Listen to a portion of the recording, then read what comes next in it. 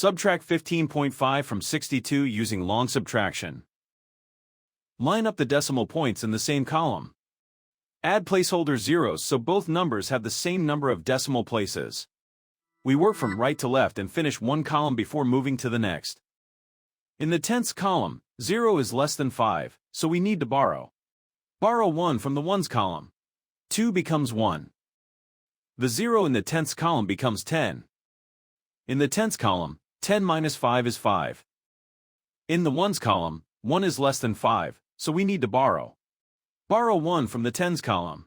6 becomes 5. The 1 in the ones column becomes 11. In the ones column, 11 minus 5 is 6. In the tens column, 5 minus 1 is 4. Bring the decimal point straight down into the answer. The final result is 46.5.